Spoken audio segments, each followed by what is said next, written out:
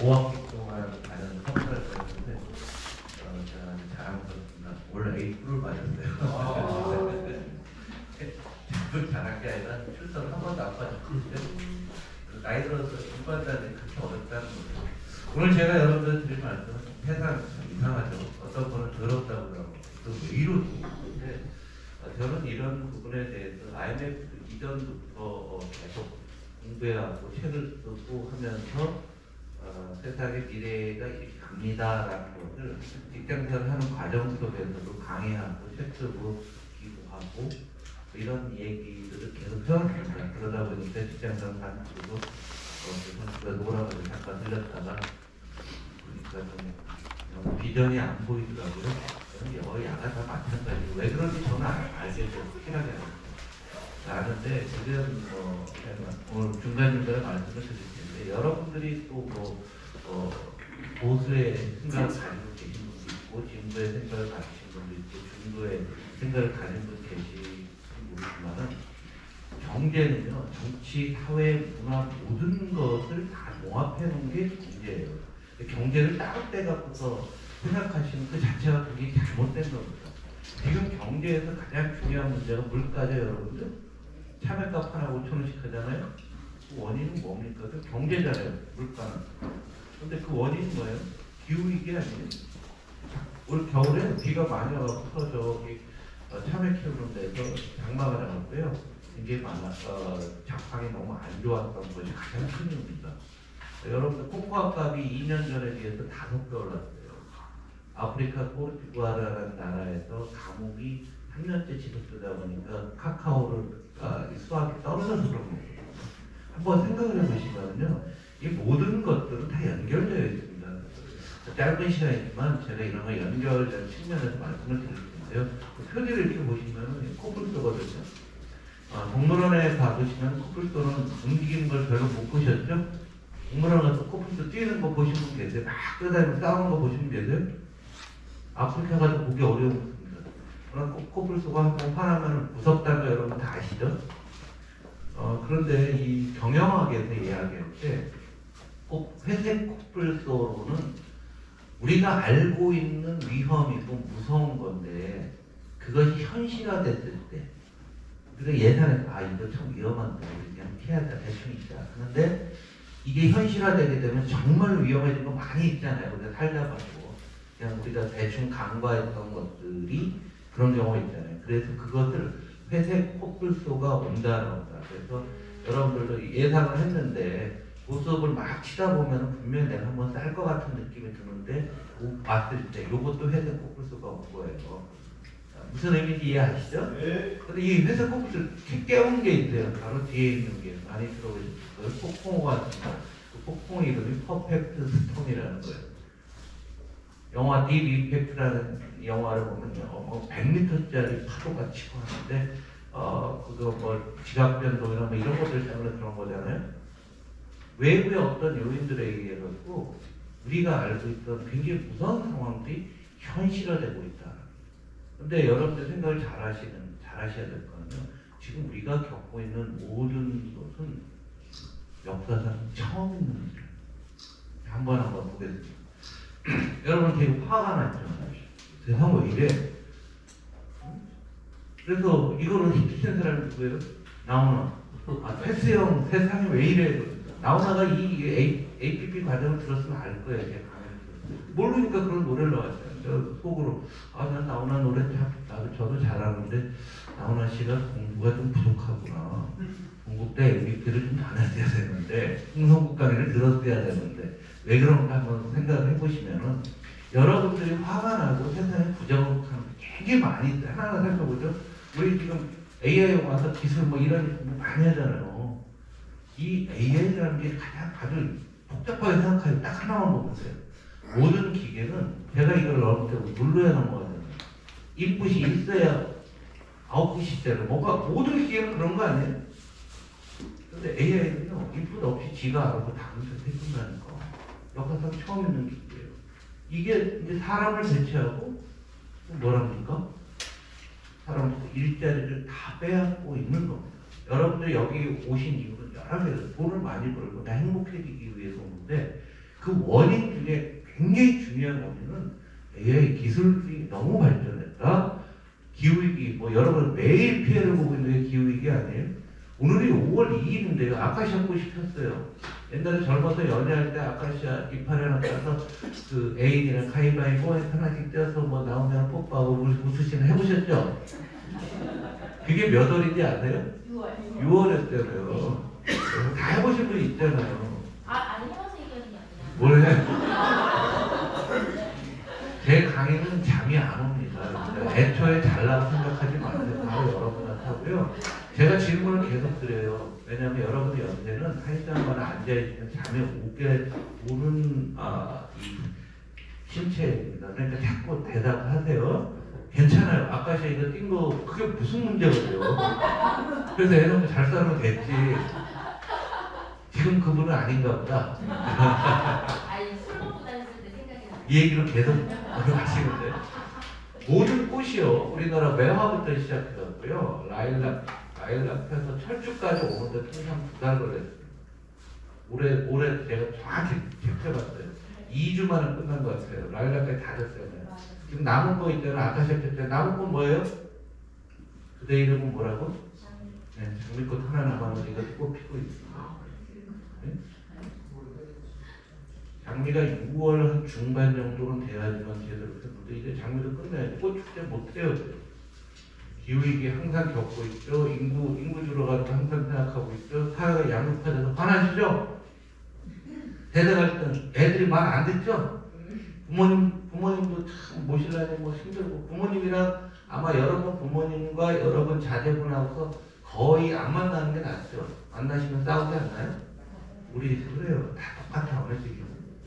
인연 갈등 뭐 보수 진보 갖고 싸우면 이거 갖고 싸우시는 분들이 주로 공부 안 하시는 분 그리고 흥성국가를 안 들으시는 분들이 많이 싸울 필요도 없어요. 간단히 정리가 돼요. 빚이 많아서 얼마나 걱정이죠. 태권 전쟁하고 미국과 중국과 맨날 싸우다 보니까 너무 힘들고 어렵죠. 예? 리더십 위기라고 해서 여러분들 뭐 직장 다니시는 분들 있으면 윗사람들 중에 제대로 된 인간이 없죠. 대부분 꼰대 내지는 뭐 거의 뭐 예? 헛소리나 킥킥하고 뭐 우리나라 전체가 그렇잖아요. 민주당도 그렇고요. 국힘도 그렇고 똑같아요. 행정부도 가고 가장 문제가 뭐냐면 1번 장관, 2번 차관, 3번 차관부, 4번 국장 위에서부터 꼰대라고 쫙 리더들이 다 문제가 돼요. 여러분들이 이 과정을 왜 하냐면 리더가 되기 위해 리더라고 하게 되면은 세상에 대해서 일단 보는 놈도 틀려야 되고 리더십은 또 다른 거예요. 인간성 사람이 이상한 사람들 너무 많죠 요새? 그렇지 않나요? 전철 타봐도 옛날 보면 어르신하고 젊은이하고서 뭐 자리가 싸우고 뭐 이런 것부터 시작을 해갖고 하여간 희한한 사람들도 뭐 요즘 이상행동이라고 합니다. 이상행동하는 사람들이 너무 많아요. 왜 그런지 다 뒤에 말씀을 제가 굉장히 모두가 화가 나 있는데요. 이거 하나로 한 페이지 정리합니다. 이걸 오래 갈 텐데요. 가장 중요한 게 뭐냐면 지금 기후위기와 안전입니다. 기후위기 부분들은 여러분들 있죠. 지금 나타나고 있는 기후위기는 인류의 역사가 태어난 게 몇 년이냐면 300만 년 정도 돼요. 300만 년 동안 일어났던 모든 기후위기에서 인간이 기후를 스스로 악화시킨 게 최초의 일입니다.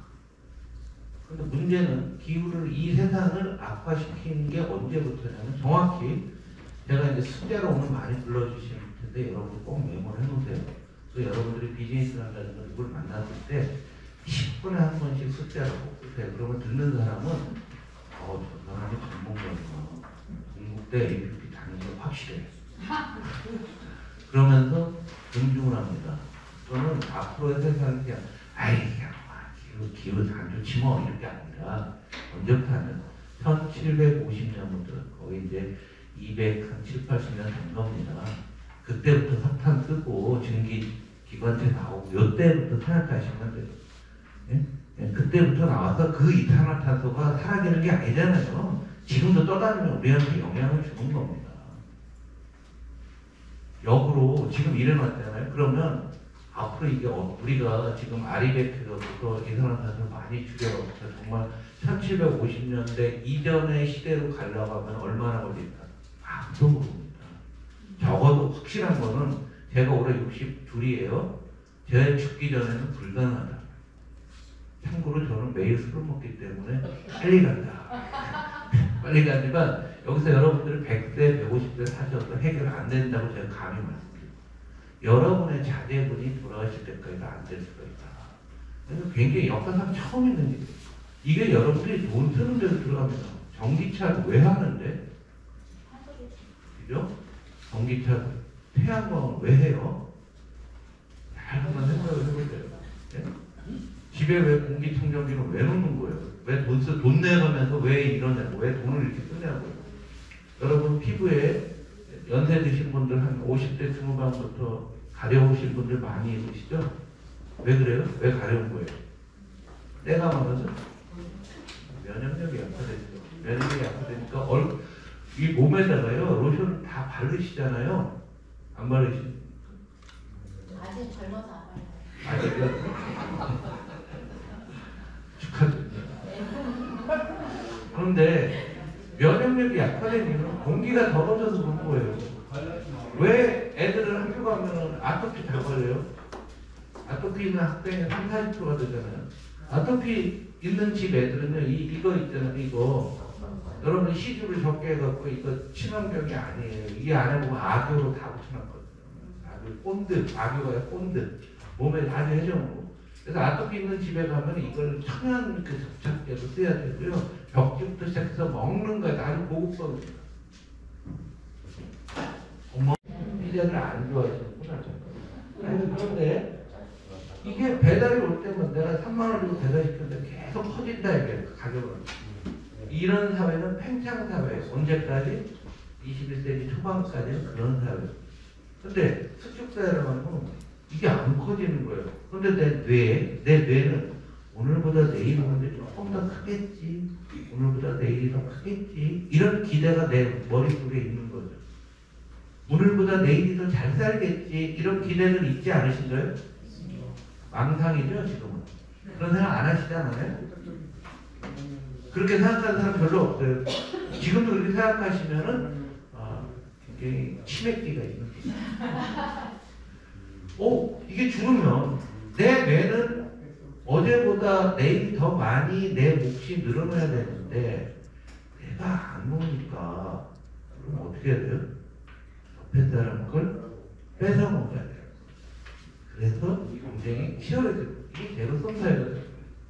그래서 너무 힘들어요. 그런데 앞으로 이 수축사회가 본격화되면 이 파이가 줄어들면 어떡할 거예요? 옆에 사람을 제거해야 되겠죠. 또 하나의 방법이 있어요. 자, 피자가 왔는데 이걸 자를 때 가운데로 정확히 해야 되는데 요 칼질을 자기가 먹을 걸 유리하게 크게 하는 방법 아시죠? 예? 아시잖아요?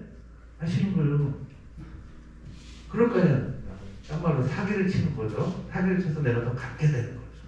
자, 여기에 사람들이 지쳐서 윤석열 대통령의 선거 구호가 뭐예요? 공정과 상식은. 사람들이 굉장히 흥분하는 거는 나는 이런 사회에서 공정하지 않고 상식적이지 않으면 안 되겠다.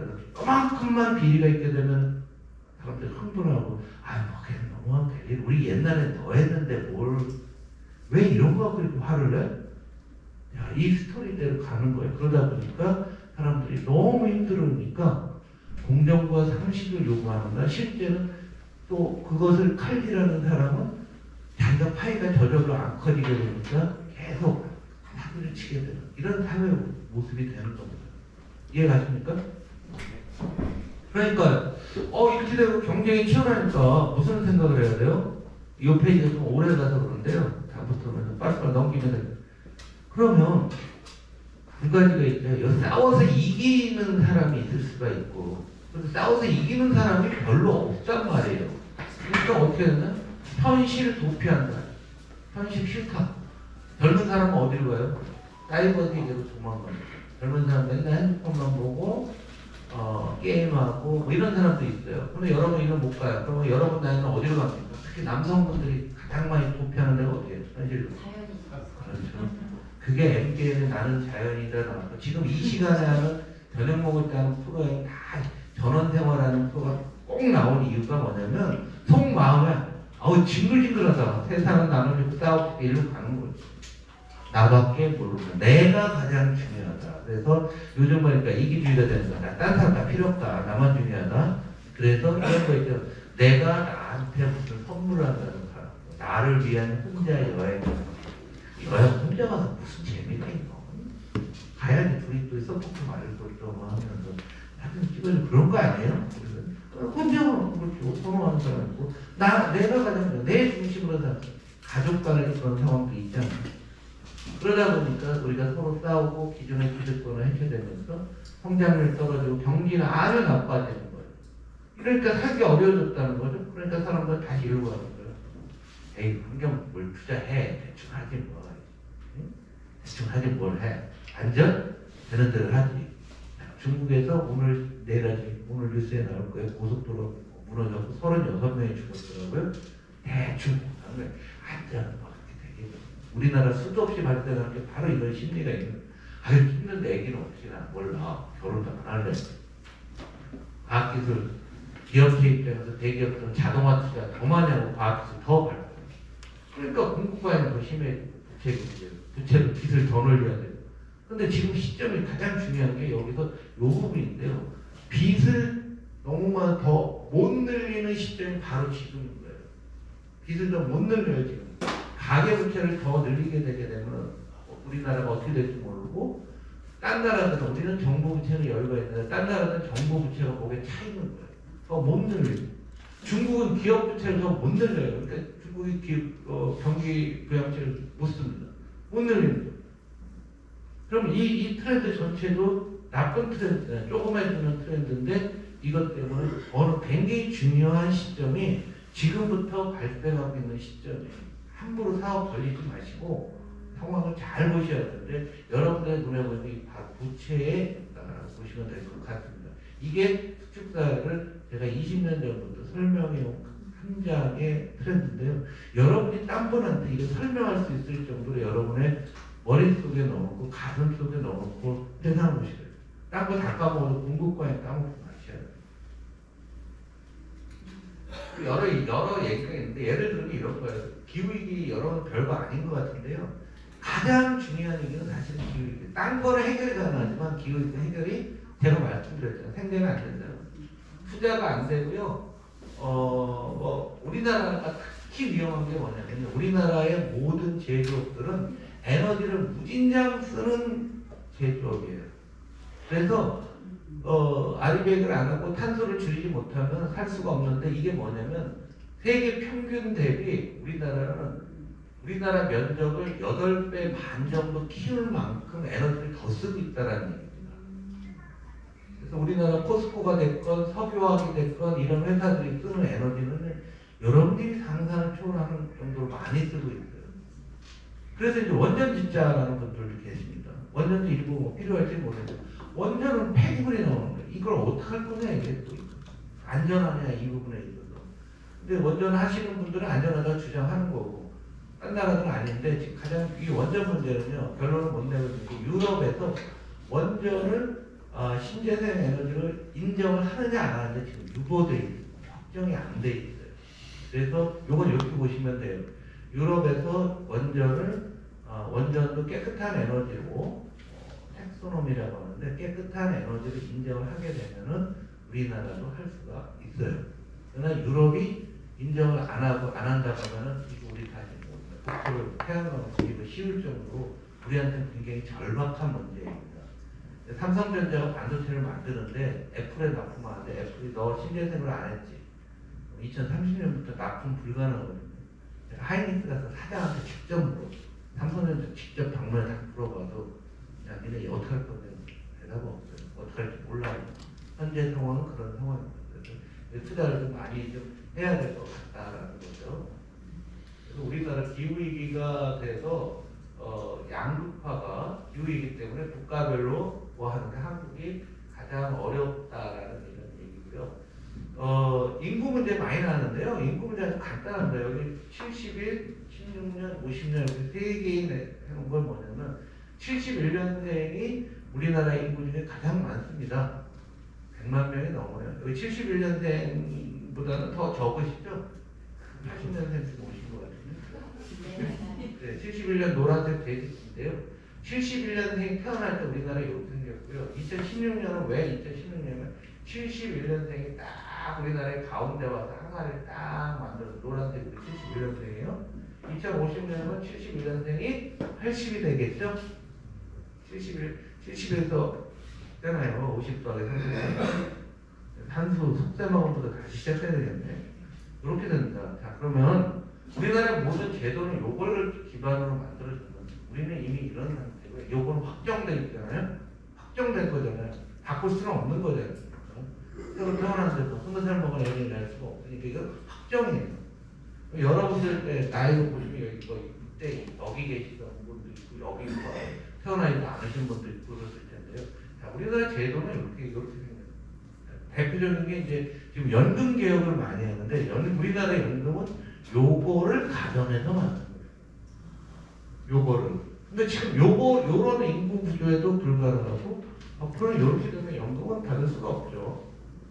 그러면 뭔가 이거 큰 일을 해야 돼요. 그래서 지금 연금 갖고 좀 북에서 논의가 활발한데 사람들은 인구수가 이 위가 더 많단 말이에요.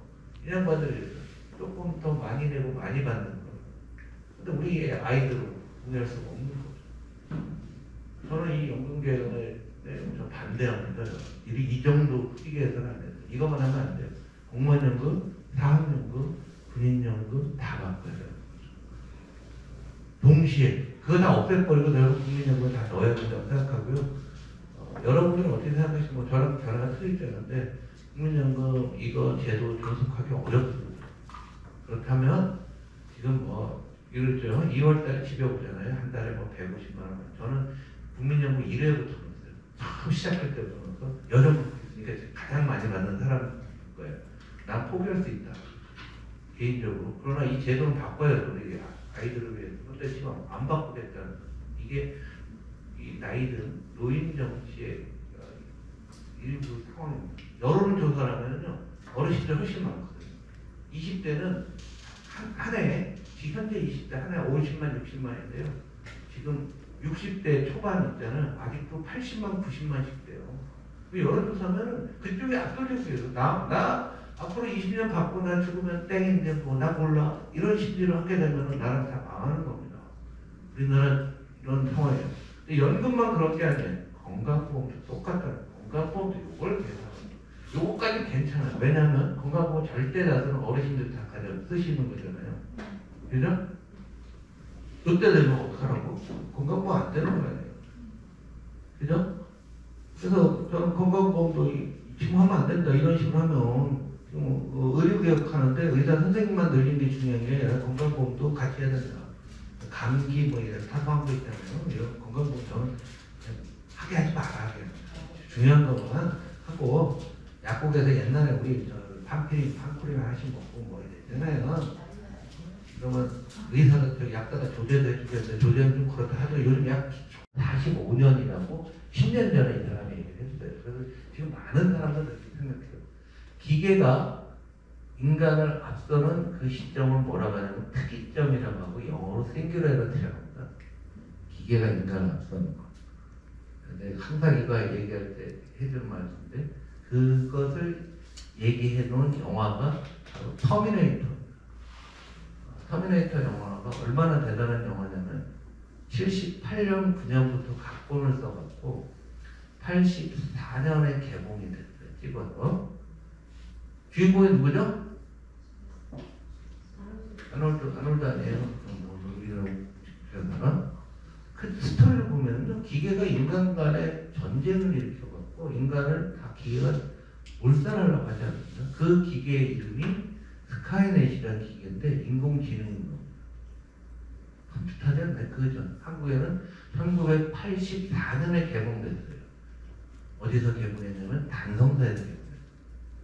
지금 속으로 이런 생각 드시는 분 계시면 손 들어보세요. 지금 단성사 뭐하지? 지금 굉장히 중요한 얘기하는데 지금 단성사 뭐하지? 이런 생각이 들면 치료가 필요해. 약물 치료가 필요할 정도가 됩니다. 참고로 지금 단성사는 금은 보석 복활금을 합니다. 그럼 속으로도 이래요. 그래, 단성사는 건너편에 극장 하나 있었는데 그게 뭐죠? 백화점에 지금 뭐하는 에이씨 오늘 끝나고 걸어가야지. 여기 가까우니까. 그 얘기가 아니라 인공지능 그런 위험이 실제로 오고 있는 거죠. 그런데 요즘은 보더니 AI가 나온 다음에 그게 아니라 25년 혹은 30년까지 된다는 거예요. 엔비디아 젠스는 5년 전 등장하는 이딴 소리 하고 있습니다. AI는 지금도 공부하고 있어요. 여러분도 공부하지만 AI는 어마어마한 공부를 24시간 계속 새로운 정보를 모으고 있어요. 얼마나 겁나는 거예요 지금. 어떻게 될지 모르는 거잖아요. 여러분 성격 유튜브 보면은 항상 여러분 자동으로 뜨는 거 있죠. 페이스북 자동으로 뜨는 거. AI가 알아서 여러분 성격을 다 파악한 거거든요. 이 사람이 이런 거 좋아하는구나. 페이스북 친구만 딱 분석을 해요. 페이스북 친구 봤더니 얘들은 여행하는 거 좋아하는 사람이구나. 왜? 이 사람 친구가 들어오니까. 그러면 여행 잘하는 사람한테 친구 추천이 들어오잖아요. 하는 이 사람도 그럼 이 사람 여행만 하는 거, 어떤 사람 게임만 하는 거. 홍성국 페이스북을 여러분들 친구 신청을 하고 홍성국 친구들 분석할 때 이 사람들은 미래를 걱정하는 우리 사회의 선지자네요. 그 친구들도 그런 사람이네. 그럼 나도 모르게 똑같이 따라가는 거 아니에요? 이게 위험한. 그래서 특이점이 올 때까지는 제가 플러스성 파이가 커진다, 피자가 커지다가 지금 제로성 멈추고 있어요. 멈추는 건 동시에 멈추는 건 아니에요. 어떤 산업은, 어떤 분야는 커지는 분야도 있고, 우리는 보건복지나 이런 데 계속 커지겠죠. 고령화가 해야 되니까. 유아 옛날에 아가방 뭐 이런 것들 여러분 눈에 요즘 안 보이죠? 애들 키울 때 아가방 뭐 이런 거 쓰잖아요. 네? 애기 기저귀 하면은 뭐 이런 카드 요즘은 노인네 기저귀가 더 많지 애기 기저귀가 더 많이 팔리잖아요. 그렇지 않나요? 여러분들 한 20년 지나면 저랑 기저귀처럼 만날지도 몰라. 예? 참고로 그 기계에 나왔습니다. 대소변 가려주는 기계가 나왔어요. 너무 비싸서 아직 일반 누워서 못 움직이시는 분을 하는데요. 이 하체에다가 이렇게 껴갖고 놓으면은 이 대소변이 나오잖아요. 지금 센서가 받아갖고서 빨아갖고서 앞에 있는 통으로 자동으로 들어가고 그다음에 비데까지 물까지 한 다음에 건조까지 하는데 1,000만 원이에요. 그런데 이게 대량 생산해갖고 그 회사에다가 제가 어드바이스 하는 거는 니네 모델은 그 저기 있다 안마의자 뭐죠? 바디프렌드 모델로 임대를 한번 해라. 그걸 사기는 좀 어려울 텐데 대량 생산하면 한 300까지 내려오면 아마 그 기계 위에 함께 누워있을 가능성이 상당히 크다. 분당 서울대병원 그에서 산하 벤처기업에 나왔는데 미국에서 투자를 받았다 하더라고요. 너무 하지만 근데 이거 그렇다고 제로서 나중에 파이가 적어지면 큰일 난다 이거. 근데 그러다 보니까 사람들의 마음이 왔다 갔다 해요. 여기 이제 50대 60대 넘으면은 여러분들 증세가 있죠. 우울증 있죠. 어느 날 기분 좋고 그러다가 어느 날 떨어지죠. 저는 집에 이렇게 우리 식구들 자주 안 만나거든요. 직업이 그것도 제 지역구가 세종이 있으니까 지금 서울이지만 엄마 오늘 상태는 어떠냐? 조증이냐 우울증이냐? 조증이냐? 우울증이다 해서 얼어있다 가서 얼른 방에서 자야 돼. 사회가 일관성이 사라지는 거 왔다 갔다 이렇게 되는 거예요. 앞으로는 그런데 만약에 기계가 오면 우울증이다 이거든. 우울증이 팍 쳐서 힘들고 일본이 이런 거죠. 그래서 일본이 어마어마한 센 약을 쓴 거예요. 아베가 어마어마한 약을 써갖고 돈 막 풀어. 일본에서 주식 투자는 너무 좋았어요. 지난 10년간. 여기 주식 투자 하신 분 계신데 제 증권회사 사장 출신이다. 증권회사 사장 출신, 대우증권 사장 출신. 주식이 이렇게 움직이다가 장이 끝나기 전에 10분 전에 동시효과라는 게 들어가죠. 끝나기 전에 마이너스면 마지막 시세에 중앙은행, 우리 한국은행이 들어서 주식을 확 올려놓거든요. 그런 데는 파는 게 많으면 많았잖아요. 그 다음 날도 마이너스요? 또 사. 그렇게 10년을 했어요. 전체 주식의 지금 7% 정도, 7, 8%를 일본 중앙은행이 갖고 있어요. 그래서 주가가 34년 만에 최고치를 지난달에 기록했습니다. 34년 만에. 그 사이가 얼마나 힘들었겠습니까? 반대로 생각해 보시면은. 그래서 우울증 사회가 되는데 우리가 지금 목표로 삼아야 될 거는 하는 되지도 않는 전문가라는 애들이 TV나 이러잖아. 우리 출산율을 막 높여서 2명, 3명 높이기 위해서 돈을 쓰면 웃기는 소리 하지 마라. 목표, 저는 1.2 정도, 1.2에서 1.5 사이를 목표로 두고 2.1명 안 난다. 2.1명을 내야지만 인구가 안 주는 거죠? 예? 2.1명 못 난다. 왜? 가장 큰 이유는요. 여성의 문제가 있어요. 뭐냐면 여성이 인류 역사 300만 년 동안 여성은 육아와 가정일을 했어요. 그리고 우리가 하는 모든 것들은 남성 중심으로 왔어요.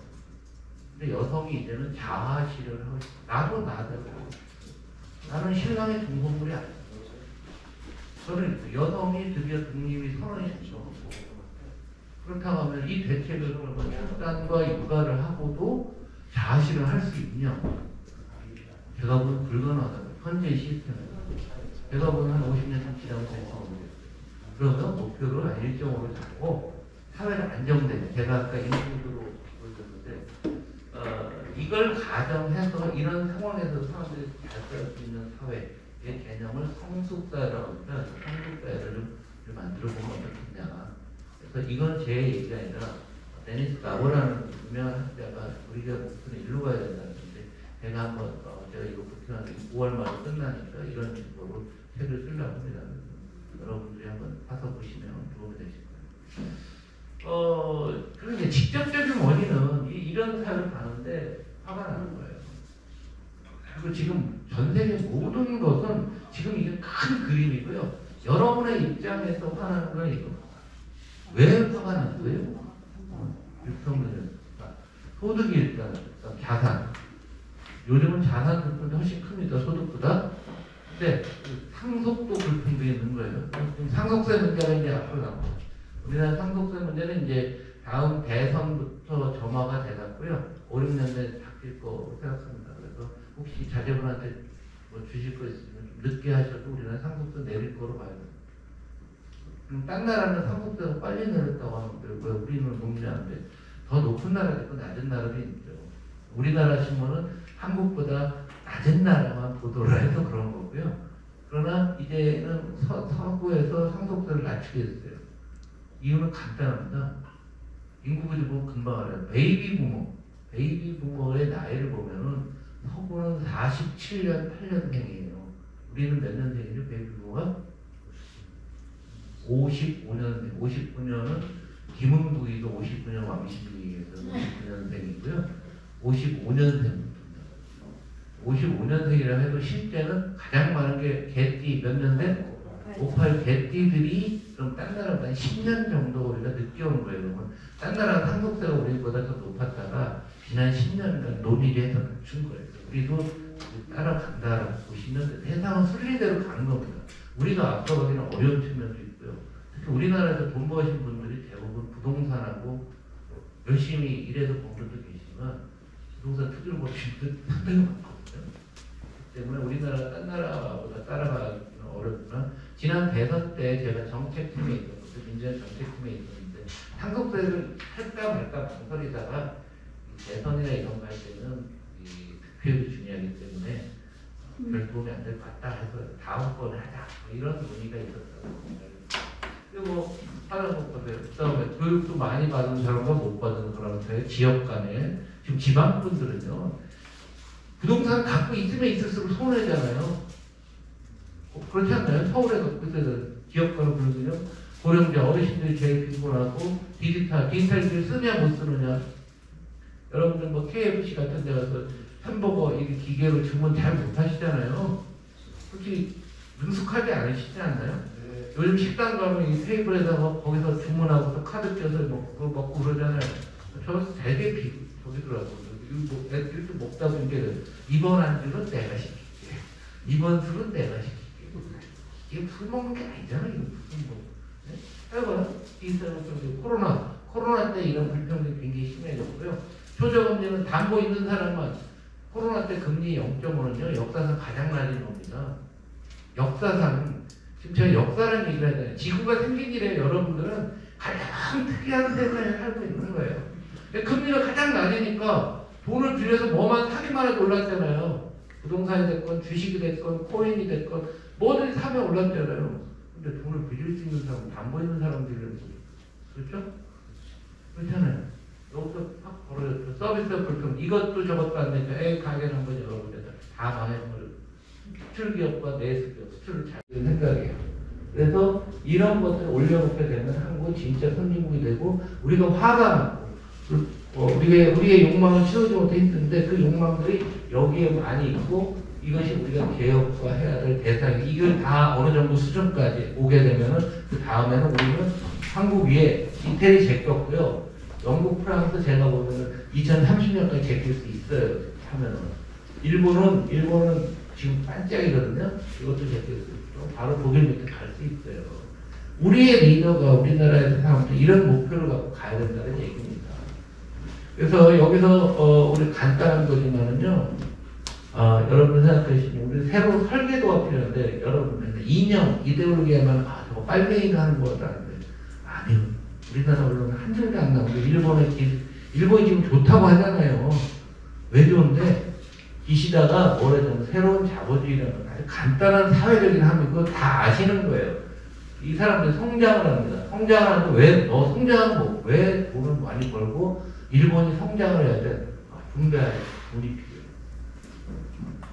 그래서 성장이 되면 분배를 하죠. 분배를 하는데 왜 분배하냐? 분배를 해야지만 많은 사람들이 돈을 써서 성장이 이루어진다. 요 사회적인 합의를 기시다가 만들려고 노력을 했어요. 그래서 여러분들 이런 식으로 보시면 일본이 얼마나 웃긴지 알아요? 일본 수상이 아베 때도 그랬어요. 대기업 회장들, 뭐야, 그럼 우리가 모이잖아요. 뭐야, 술 한잔 한다. 예를 들면 수상이 하는 말이 뭔지 아시죠? 올해는 월급 좀 많이 올려주세요. 그러면 그 소리 듣기 싫잖아요. 수상이 부르면 안 가요. 우리나라 전경련, 지금 한국경제인협회.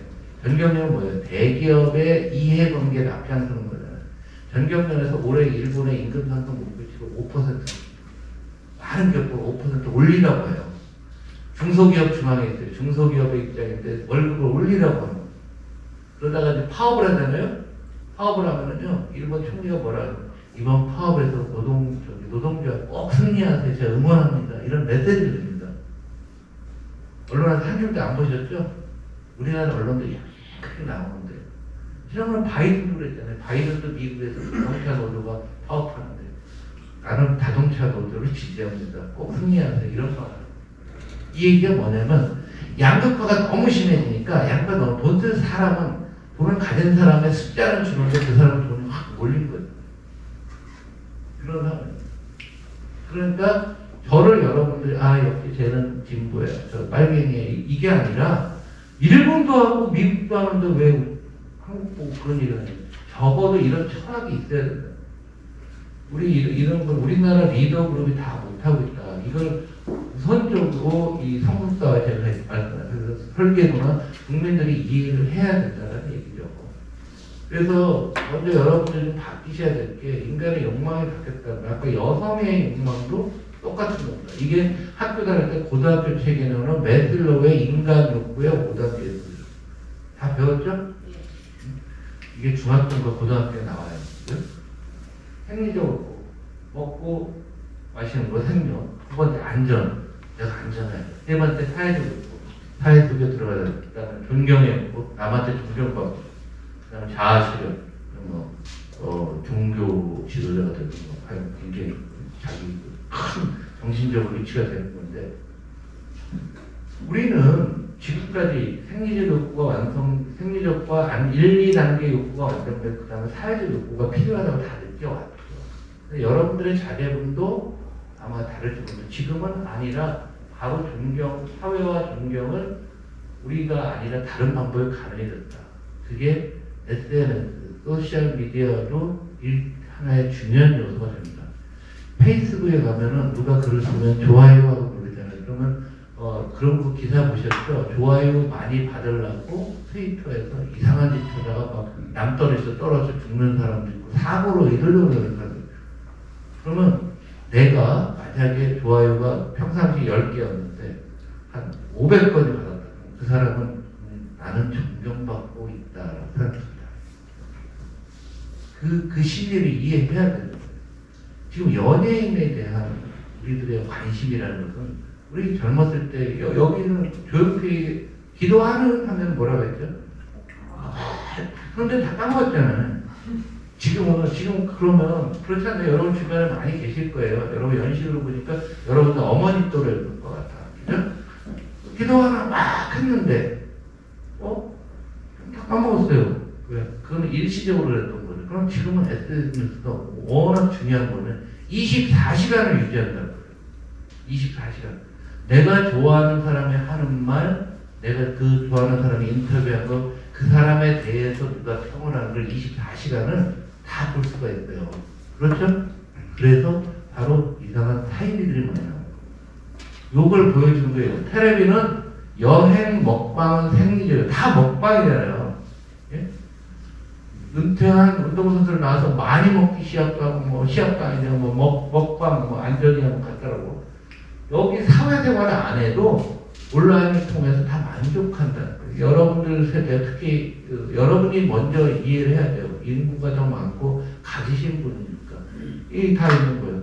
그래서 여기서 내가 존경받는다는 거죠. 좋아요 많이 누르고 하다 보니까. 그리고 24시간 내가 좋아하는 사람이 있다 보니까 사이비가 생기는 겁니다. 사이비 눈에 막 보이는 거죠. 한국에요. 예수님이 몇 분 계신지 아세요? 한국이 종교공화국이라고 하죠. 옛날에 계룡사도 많았고 이 온라인 때문에 가능해요. 그래서 하느님이 30분 계시고요. 재림 예수가 50분 계신 나라가 한국입니다. 종교학자들 각 사회 종교를 다 본 거예요. JMS 정명석인가? 그 사람 보면은 저는 그 집회를 직접 봤어요. 저는 관심이 특이해가지고요. 그런 가면 옛날 여의도의 큰 공원에서 하더라고요. 사람들이 춤을 추는 거예요. 무슨 종교 춤을 춰? 근데 그 사람들 그냥 24시간 정명석한테 얘기 듣는 거죠. 계속 보는 거예요. 돈 줘, 몸 줘, 모든 인생은 다 주잖아요. 여러분 한번 잘 보세요. 21세기에 저게 왜 속지? 여러분들 속고 있는 거 많다니까요.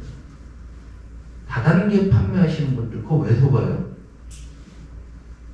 계속 지속적으로 하다 보면 옛날에 다단계랑 지금 다단계는 차원이 틀립니다. 지속적으로 광고가 뜨죠. 여러분들 아까 태무 한번 검색만 한번 하잖아요. 그 다음부터 미친 듯이 옵니다. 그러다 보면 나도 오면서 가보면서 몇 개 사보면 괜찮은데 하면서 이런 거죠. 그래서 여러분들이 잘 생각하셔야 될 거는 또 다른 용어인데 꼭 적어놓으세요. 마음의 나침반이 있어요. 나는 이대로 살아야 돼요. 그래서 내 인간의 욕구가 있지만은 분명해야 됩니다. 좀 말이 비약됐지만 중요한 건 누구나 여기까지 갈 수가 있고 지금의 인터넷 환경에 그걸 만들어 놔서 그것을 여러분의 자제분들 지금 손흥민을 좋아하는 사람들은 손흥민은 거의 하나님과 동기동창 수준으로 막 했어요. 탤런트 요즘 유행하는 뮤지션스 본 적도 없는데 이렇게 나오죠. 그럼 그거를 계속 보는 사람들이 이렇게 신격화돼요. 그러다 보니까 그 사장이 자기 오너하고 한바탕 붙을 정도로 우리가 옛날에 생각하는 과학 몰입 때문에. 그래서 저는 항상 누구한테도 얘기했는데 내 마음에 나침반은 내 방식대로 살아가요. 여기 흔들면 안 돼요. 참고로 제 얘기를 잠깐 말씀드리면 1971년도에 아까 71년 대지진 나올 때 세종시 그 당시 연기군에서 서울 지금 현재 도봉구로 이사 왔어요. 아직 이사 안 갔습니다. 그동안 증권회사 사장이 도봉구에 샀죠. 그게 신문에 나. 그게 말이 됩니다. 사는 거예요. 그리고 저는 굉장히 풍요롭게 살아요. 괜찮아요. 집값이 너무 싸갖고요. 저랑 골프 친 사람은 다 내가 싱글을 만들어줘요. 이거는 간단합니다. 골프 치신 말고요. 오케이 거리 보면 바로 나와요. 미러덕 앞으로 집 한 20억짜리 사는 사람들은 오케이 한다. 퍼퍼 대 거리 얼마야? 우리가 저 두공을 사는 사람 1m. 너 어디 고생해? 너 술 많이 먹었어. 오케이. 별것도 아닌 거지만 자기 인생 내 방식대로 살아가는 건 가장 행복한 시대가 또 왔다. 근데 여러분들에서 우리 이게 중요한 건 뭐냐면 여러분은 그렇게 사실 수 있는데 여러분들이 지금의 청년 세대라든가 여러분과 함께 일하는 사람은 그렇지 않을 수가 있어요. 그래서 마음의 난식타를 딱 한 거예요. 술 먹는다. 그럼 이래요. 증권한 애들 주면 얼마나 잘 쓰는지 안 돼요. 돈도 없으면서 별로 없어요. 근데 왜 법적으로는 주식 하면 안 되거든요. 그냥 안 했어요. 주식 안 했지. 남들한테 주식 이렇게 하는 걸 가르쳐주는 사람한테 저는 안 했어요. 그래서 또 와인, 이 와인이 프랑스 어느 지방에서 응? 어느 하천변에 어느 숲에 온도가 어떻고 한참이에요. 됐고 사람 물어볼게요. 너 외할머니 성함 아니? 네 증조 할아버지 성함은 아니야? 그거부터 알고 와인 족보 외워라. 야 우리 소폭이나 파이트. 야 말아봐. 딱 먹어. 그거 되는 거 그걸 갖고. 박사님 안 그래요? 이게 마음의 낙심판이야. 내가 형식대로 하는 거예요. 한 번은 저는 좀 고위직이 돌아가면서 또 와인 얘기. 큰일 났다. 내가 이제 제일 막내인데 마지막에 한 마리만 이 와인을 내가 먹어. 마지막에 얼마나 2천만 원, 100만 원, 500만 원 이런 홍사장은 뭐가 제일 무슨 와인이 제일 맛있어? 와인은 잘 모르는데요. 제 경험도 비싼 게 제일 맛있대요. 이렇게 피해버렸어요. 내 마음, 제 자기 스타일로 사는 현상이 굉장히 중요해요. 국회의원 없는데 비서도 안 데리고 차도 안 갖고 왔잖아요. 전철 타고 한 달 나갔는데 제가 운전해줬거든요. 한 달 쉬어라. 그때 나오지 잘하고 비서 저 수행한테 수행은 괜찮아. 내 마음에 나침반이 내 방식대로 살면 그게 가장 행복해요. 두 번째는 우리 사회에서 여러분들 지금 2020년에 50에서 50, 60, 70까지 이 사람들의 인구가 2010년도에 27% 60% 되고요. 일본도 한 60대입니다. 미국은 원래 그런 나라입니다. 74%. 세계에서 가장 대입 전형이 수시 전형이 공정하다고 보냐? 아니요. 우리가 59. 딴 나라들은 뭐한 20, 30%. 제도 전체를 이렇게 나눠 있고는 이것을 사회적 자본이라고 하죠. 소셜 캐피탈이라고 하는데 우리가 뭘 해야 되는 거에 대해서 중요한 문제고 이것은 어느 정도 재산이 있는 은퇴하에 육박한 그러니까 50대 중반의 분들이 진짜 조심을 하시고 잘 보셔야 된다는 얘기입니다. 그 다음에 성장 정책이 중요한데 민주당에서 제가 성장이라는 용어를 민주당은 중산층과 서민의 정당이라는 데서 제가 이거 갖고 안 돼. 성장을 해야 돼. 성장 얘기를 했는데 한국 경제가 얼마나 어려운 상태냐면요. 잠재 성장률이라는 건 뭐냐면 우리의 실력으로 이만큼 성장하면 돼. 이게 2001년 한국이 5.4였는데요. 올해 1.7로 OECD가 1.7. 이게 한국이에요. 한국은 계속 떨어져. 이걸 그래프로 그리거든요. 딴 나라도 옆으로 가는데. 중요한 건 파란색 미국인데 미국보다 한국이 떨어져. 심각한 거죠. 우리 실력은 여기인데 실제 성장은 이것보다 더 낮아졌어요. 언제부터? 2012년부터 낮아졌습니다. 이런 얘기 아무도 안 하죠. 한국 그래서 저는 성장을 좀 해야 된다. 이게 중요해요. 일자리 한번 보시고요. 이건 코로나 때니까 빼고요. 회색 막대기는 일자리가 매달 얼마씩 늘어나요. 늘어났네. 그래도 이게 어려운데 잘 보시면 청년 일자리는 16개월 때 마이너스고요. 노란색 제조업. 청년들은 좋은 제조업 다 마이너스예요. 그런데 일자리 어디서 늘지? 바로 60세 이상 일자리 42.8, 고용률이 65세 이상 35 정도가 일자리로 70세가 28이에요. 이 말은 뭐냐? 죽을 때까지 일하는 나라다. 프랑스는요, 작년에 엄청난 시위가 있어요. 연금과 관련된 시위가 있었죠. 그래서 정년을 늘린다고 했어요. 65세를 늘린다고 해서 반대 시위가 있어요. 왜? 나 60세까지 놀았는데 왜 정년을 늘리는 거야? 정년하면 회사 다니면은 저기잖아요. 연금을 더 내잖아요. 받는 게 아니니까. 나 놀겠다는 거예요. 우리나라는 타작만 육자야. 나보다 나이 많은 사람 싫다예요. 68인가 그래 타작. 야 이게 무슨 니네가 그걸 기억을 해. 그런 제조업체 있잖아요. 그런데 이제 제조업체 같은 데는 이런 분들 있죠. 해외 자회사 보내서 월급 반을 거기서 하시라고 다 잘하는 거예요. 베트남이나 인도네시아나 한국에서 은퇴자들 얼마나 좋아하는지. 아주 기술 가르쳐주고 한국에서 안 되면 거기서 생각하면 되지. 기본적으로 뭐가 절박함이 없어요. 맨날 미국 얘기 노동의 유연성 어쩌고 노동 유연성 있는 나라는 전 세계 미국 이거 하나만 보여드릴게요. 코로나가 왔을 때 어떤 일이 있었냐면 코로나 온 거에 2020년 미국에서 어느 나라 일자리가 다 줄겠죠 작년에. 줄었다가 이렇게 회복돼 빨간 게 한국이에요. 파란 게 미국인데요. 2월에서 달 코로나 왔을 때 기억나시죠? 일자리가 몇 개 사람이 2,550만 개 전체 16%를 다 잘랐거든요.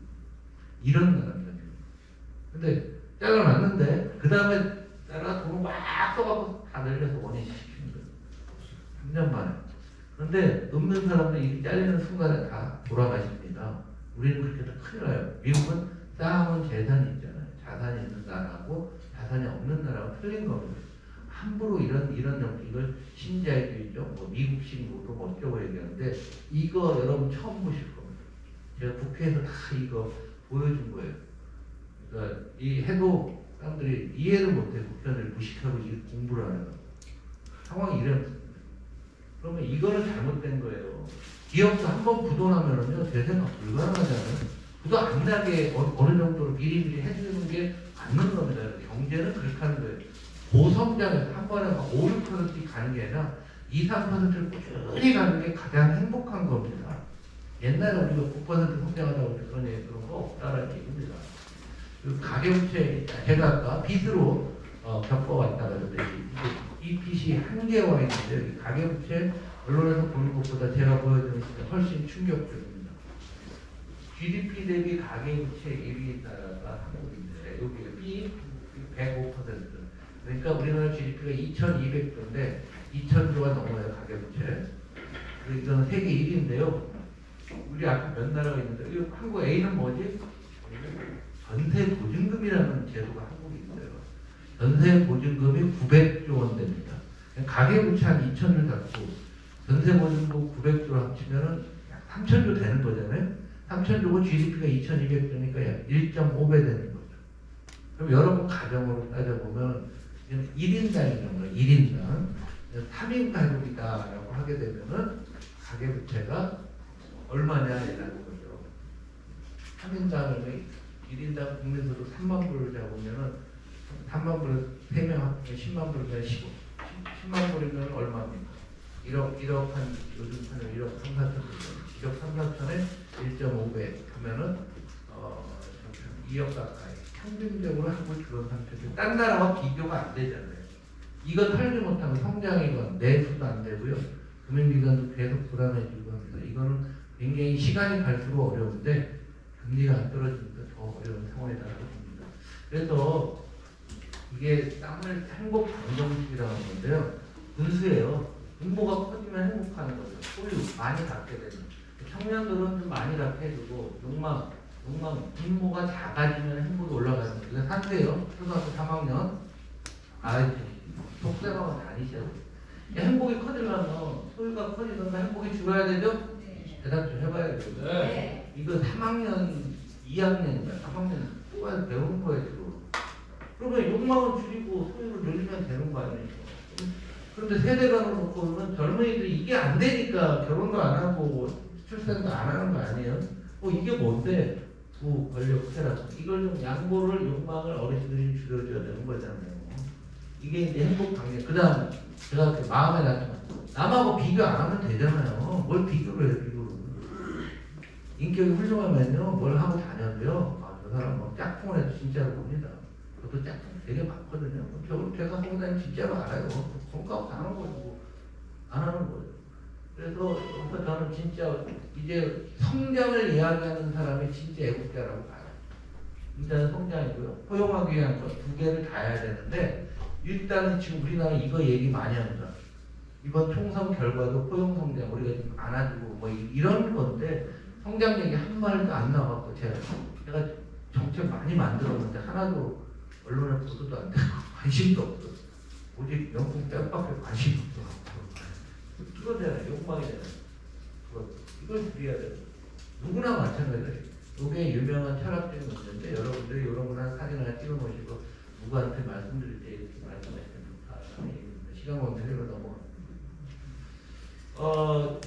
짧은 경제 전망하고 마치겠습니다.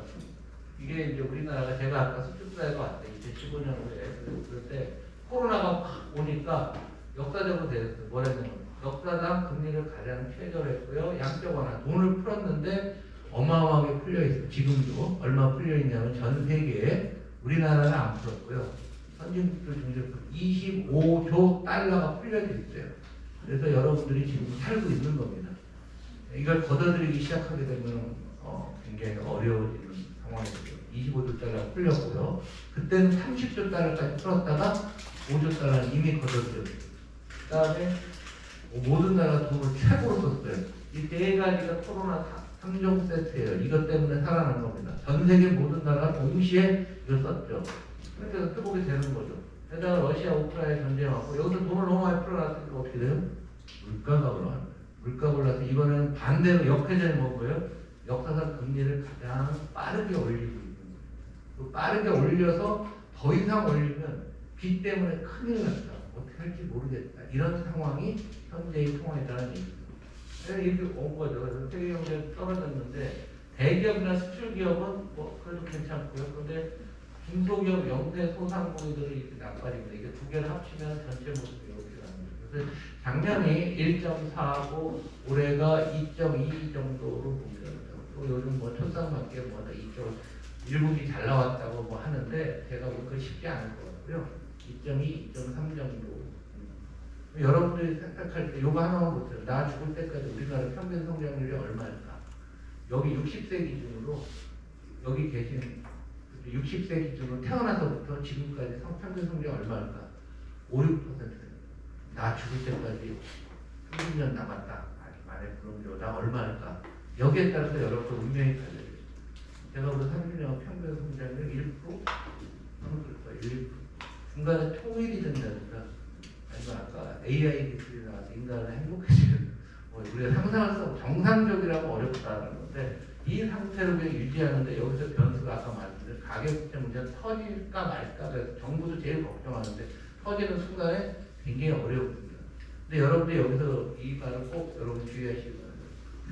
IMF보다 더 어렵다. IMF인데 이미 그런 사람 많이 보셨죠? IMF는 어느 날 갑자기 두 달마다 확 온 거예요.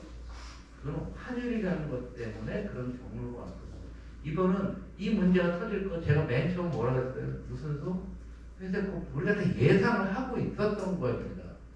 그러니까 정부도 겁나니까 가계부채 많은데 확 줄이고 싶지만 못 줄이고 못 줄이고 집값 떨어지면은 좋을 것 같아요. 집값 떨어지는 순간에 가계부채 문제가 바로 터집니다. 그렇게 되면 걷잡을 수가 없어요. 금액이 너무 커지니까. 두 번째, 양극화가 심해져갖고요. 돈이 많으신 분들은 어떤 상황에는 별 문제가 없어.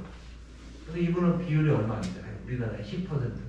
나머지 90%는 이번은 뭐 작살이 났습니다. 예상된 악재는 예상된 악재가 아니다. 이런 말이 있는데, 이 표현을 이렇게 합니다. IMF는 어느 날 갑자기 태풍이 와서 몰아친 거다라고 보시면 되고요. 지금 나타나고 있는 거는 가을비 많이 안 오잖아요. 부슬부슬 옵니다.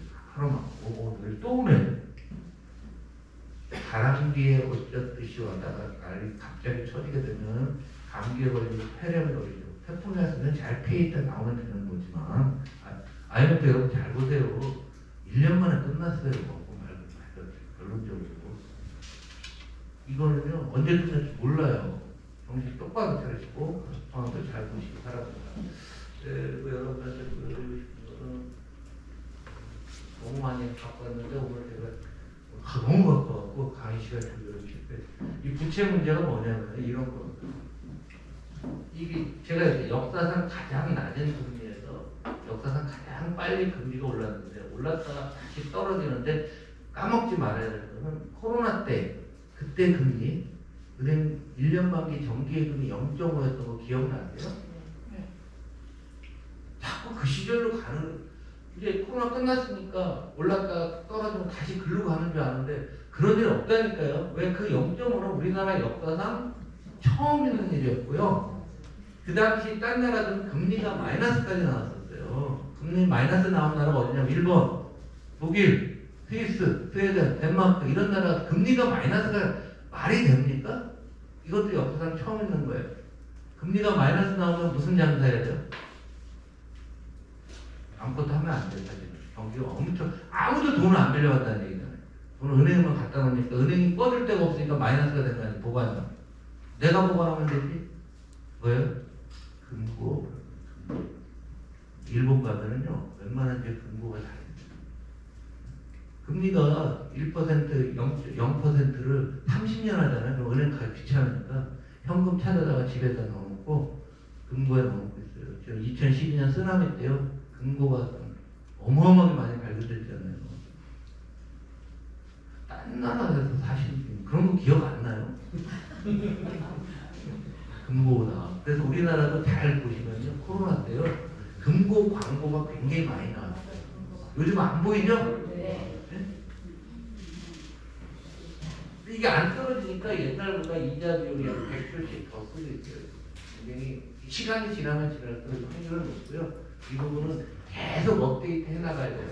그러기 위해서 가장 좋은 건 성장하는 데는 성장은 아무도 신경을 안 쓰고 이상한 나라가 돼요. 그럴 바에 수평 관두고 이런 거 여러분들한테 말씀드리는 게 좋을 것 같아요.